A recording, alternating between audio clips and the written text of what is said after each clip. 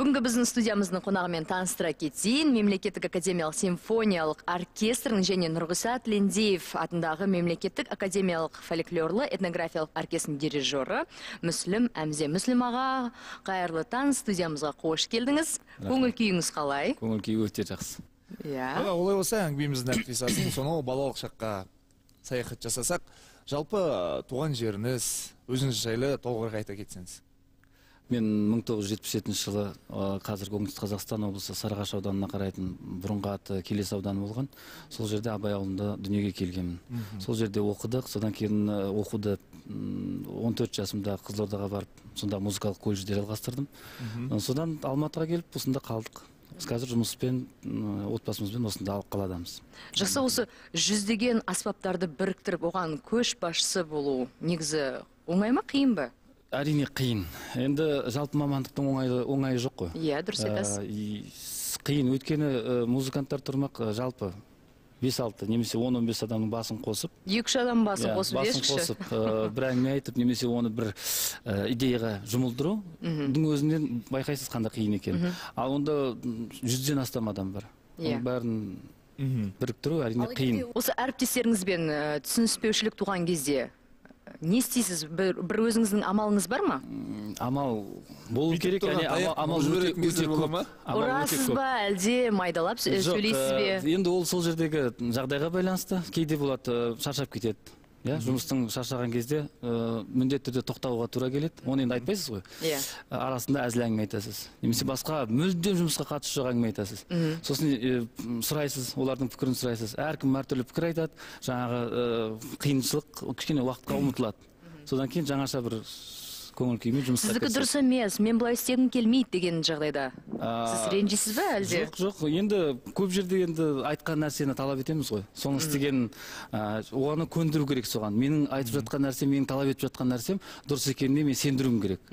Ал кейде енді әдіске де көшесін, қабағын түйіп келіп, түсінбедім, қайтадан ойнап жіберіңізші деген әдістерге қолданасың. Оны енді сол жағдайда шешеді бәрі. Жалпы андай бола ма, концерт барысында ойнап атасыз да? Иә. Сон бір ноталардан қате кететіндер. 100 адам отыр. Кетеді, иә. Естіп отырасыз ба соны? Кетеді, иә. Болады ондай. Енді адам болғасын ол компьютер емес қой, түгел жазып қойғандай.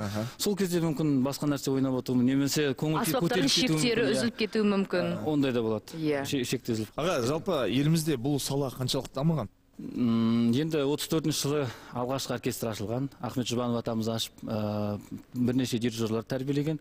Және біздің мектебіміз қазір қалыптасқан мектеп деп айтуға болады. Ал қазіргі жастардың ішінде де өте көп осы дирижерлік мамандыққа келіп жатқан. Бірақ енді қай кезде де бұл мамандық дара мамандық болып есептеледі. Неге десеңіз, консерваторияда 20, 30, 40-қа шейін скрипка, домбырашылар бітіріп жатса, онда 1, 2, әр кетсе 2 ғана дирижер бітіреді. Онда да әр жыл емес. Жақсы, енді сізді көрермендермен толықтай таныстырып өтейік. Отбасыңыз жайлы айтып өтсеңіз, үйдегі жеңгеміз немен айналысады? Неше балаңыз бар? Рахмет. Мен 1997 жылы 20 жасымда отбасым. Мүслім аға фактпен сөйлейді екен. 1900 деп бәрі есінде. Содан бері қарайды, міне қазір бірнеше жыл болды ғой, енді тәжірибеміз бар отбасыдан. Ұл десе Құдай берген ұлымыз бар, қарақаттай қызымыз бар дегендей. Олардың бәрін енді тәрбиелеп, қазір мектеп жасында бәрі де. Ал жолдасым, ол кісі музыкант, Құрманғазы атындағы мемлекеттік академиялық оркестрде қызмет жасайды. Ал балдарыңыздың музыкаға қызығушылығы бар ма? Енді оны қазірше осындай ойға келіп отырмыз, өздері білдірмейінше, оны алып барып тәрбиелеп, сен осы музыкант боласың деп қинағымыз жоқ. Яғни ешқандай аспапта ойнамайды? Жоқ, енді билейді, ән айтады деген аспапқа мысалға кейде ойнайды, кейде ұмытып кетеді. Сондықтан оны қажет деп таппадық біз қатты. Аға, енді жалпы оркестрмен ел аралайсыздар, жер аралайсыздар, гастрольде жүресіздер. Бармаған мемлекет қалды ма? Көп қой. Көп, мен мысалға Америка құрлығында болған жоқ, Австралия құрлығында болған жоқ. Әлі болған жоқ. Енді Европа, таяу шығыстың бәрінде біз болып келдік. Енді өзіміздің жақын туыс мемлекеттерді айтпағанда. Қандай әсерде болыңыз, өзіңізге бір қызықты жайттарды іліп алған шығарсыз? Енді әр жердің бірінші асханасы және ұлттық менталитет болады. Және әр халықтың жұмысқа деген көзқарасы, қалыптасқан бір дәстүрі дейсіз бе, бөлекше болады. Мысалға, мені таңғалдырған әрине Жапон мемлекеті және неміс мемлекеті. Бұл екі халықтың жұмысқа деген уақыттың дәлдігі, немесе осы бүге-шүгесіне шейін қалай жазылып тұр, мысалы сіздің сценарийіңіз, бір әрпін өзгертуге хақыңыз жоқ, және оны түсінбейді өзгерткен нәрсені. Импровизация деген нәрсені мысалға өте қиын қабылдайды. Ол қалай жазылып тұр, солай болу керек, және соған бірнеше ай дайындалады, тура солай болу үшін. Жалпы сіздердің салаларыңызда қазақылыққа салынып, бір кейде мынандай оқыс жағдайлар болады ғой, біреулеріңіз ауырып қалып, сол кезде кім анау барады ғой, шақырсаңдаршы дегендер бола ма? Енді оған дейін айтайын, онда бізде көп шығарып салу, күтіп алу, баланы поликлиникаға алып бару. Ұжымдарыңызда қандай қызықты жаңалықтар бар? Негізі қазір кезде жастарды осы салаға бет бұру үшін, қызықтыру үшін не істеу керек? Негізі жастар көп келеді ме? Әрине, музыка саласына қазір концерттің жиналған көпшіліктен байқаймыз. Мұнда біршама бетбұрыс бар, және көбінесе осы салада оқитындар ғана емес, өзге салада оқитын студенттер де көп келеді концертімізге, және өздерінің пікірлерін айтып жатады, немесе келесі концертте осында күйлерді тыңдағымыз келеді деп. Бұл әрине қуантатын жағдай. Ал енді жеке өзімнің шығармашылығымдағы өзгерістерге, жаңалықтарға келетін болсақ, 6 наурыз күні 2 концертім өтті.